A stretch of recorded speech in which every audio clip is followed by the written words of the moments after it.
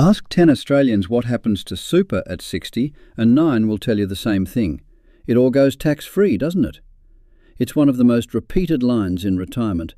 Repeated at barbecues, repeated in comment sections, repeated with total confidence. And it's wrong. My name is MacDonald, a retired accountant who spent nearly 4 decades navigating superannuation rules and tax entitlements. My goal is to share that knowledge with as many Australians as possible, because I've seen too many pay a heavy price for simply not knowing the rules. Click subscribe so you don't miss out. It also helps other Australians find this channel. Today I'll show you exactly what turns tax-free at 60, what doesn't, one sneaky trap hiding in some balances, a brand new tax that just took effect this month, and 2 strategies most people walk straight past. Let's separate the facts from the barbecue talk. Number 1. What genuinely becomes tax-free at 60? Pension payments. Start with the good news, because it's genuinely good. When most people retire, they convert their super into an income stream, usually an account-based pension, which pays regular amounts into their bank account, fortnightly, monthly, however they like. Here's the headline rule. Once you're 60, those pension payments are tax-free. Not reduced, not taxed then refunded. They don't even appear in your tax return.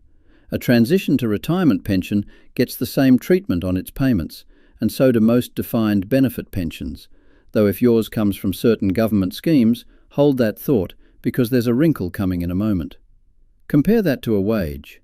Earn $60,000 from a job, and the tax office takes its slice before you see a cent. Draw $60,000 from an account-based pension after 60, and every dollar lands in your account. Same money, completely different treatment. And it's the first reason age 60 matters so much. Number 2. Lump sums and the untaxed component trap. The second thing that turns tax-free at 60 is the lump sum. Instead of, or as well as, a regular income stream, you can pull out one-off amounts. Want $100,000 to kill off the mortgage? Tax-free. $50,000 for the big lap around Australia? Tax-free. The kitchen renovation that's been on the list since 2011? Also tax-free. But here's the sneaky trap, and it catches exactly the people who thought they'd done everything right, the untaxed component. In most super funds, contributions were taxed on the way in, which is precisely why withdrawals can be tax-free on the way out.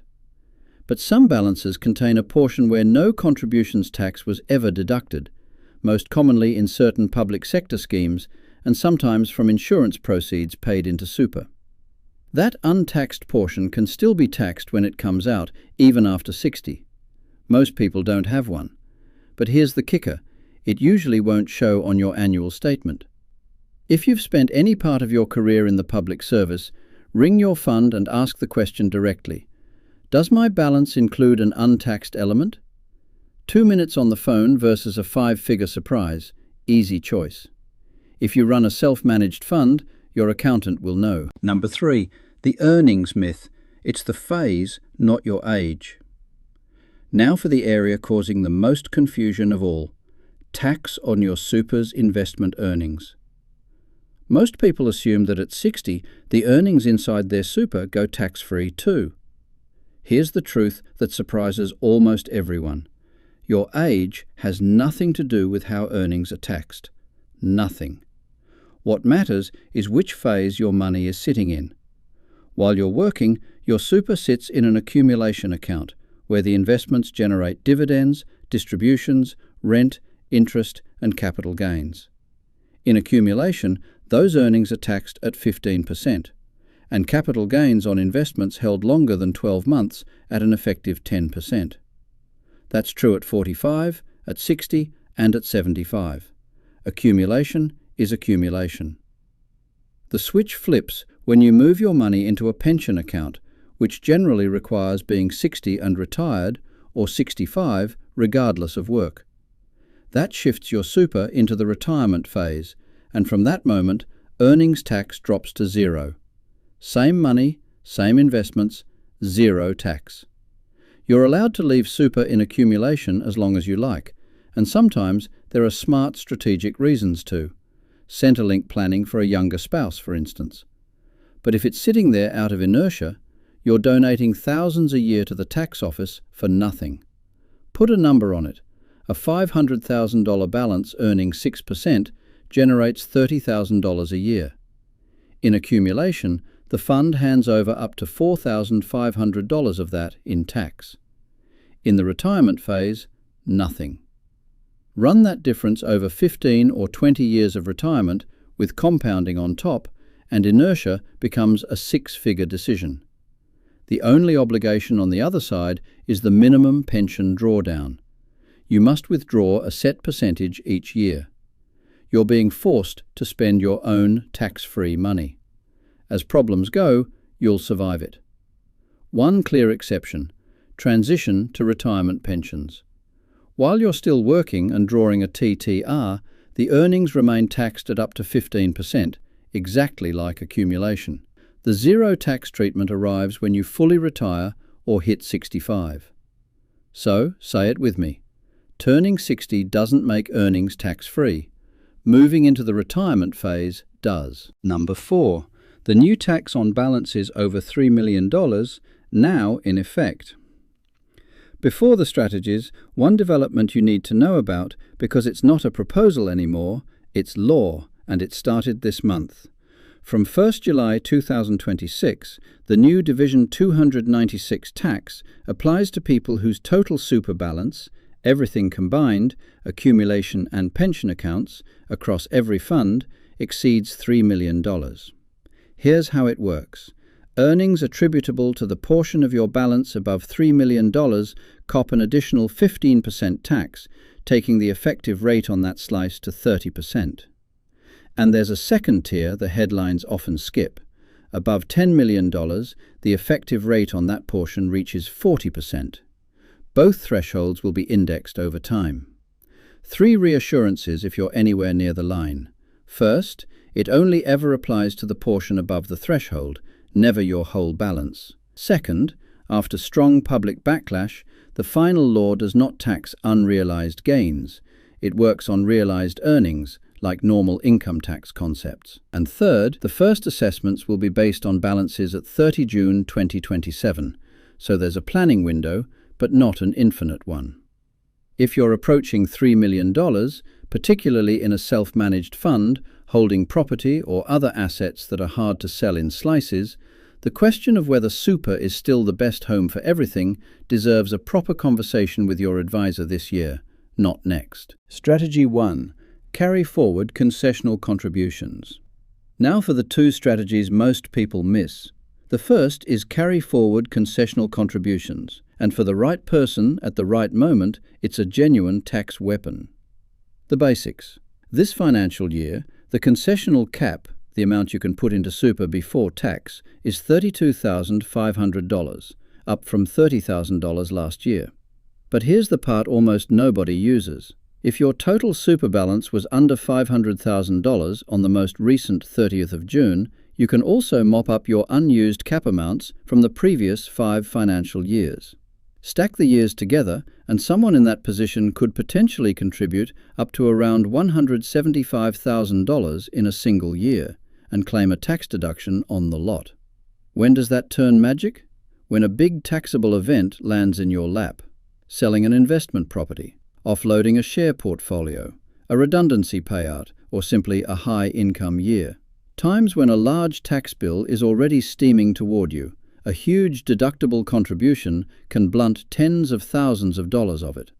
And once the money's inside super, its earnings are taxed at a maximum of 15% instead of your marginal rate, compounding in a lower tax environment for years. 2 timing warnings. First, use it or lose it.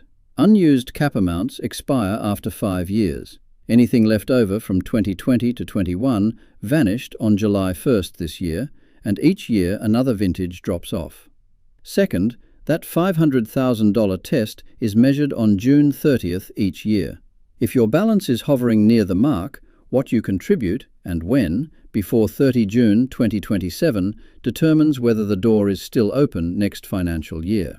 Get the sums checked by an accountant or financial planner before you move large money. This is not one to guess and hope. Strategy 2. The transition to retirement. This one is for anyone still working at 60, the transition to retirement strategy. Here's the machinery.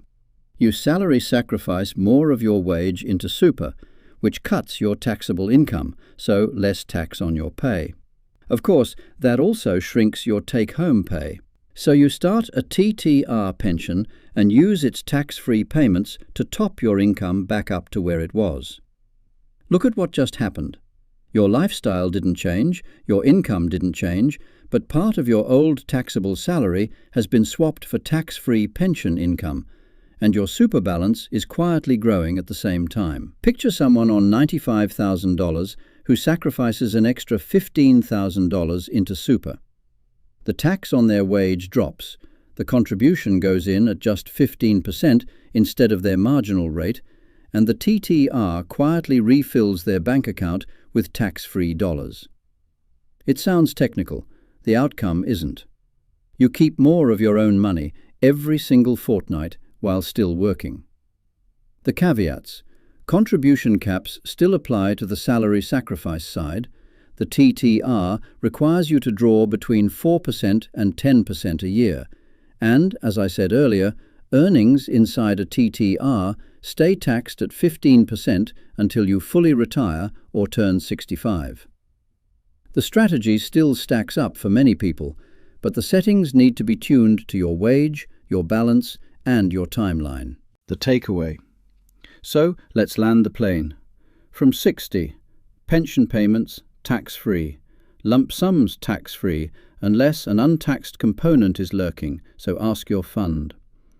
Earnings, taxed in accumulation, taxed in a TTR, zero in the retirement phase, and it's the phase that matters, never the birthday. Balances above $3 million now carry a new tax, and if you're approaching 60, this is one of the most valuable planning windows you'll ever get. Handle it deliberately and you keep more of your money. Drift through it and you'll hand the difference to the tax office. Everything in this video is general information, not personal advice. Your own circumstances deserve a proper look from a licensed financial advisor, a registered tax agent, or the free financial information service before you make any decisions. If you got value from this, give it a thumbs up and hit subscribe. I'm Jeff, thanks for watching, and I'll see you in the next one.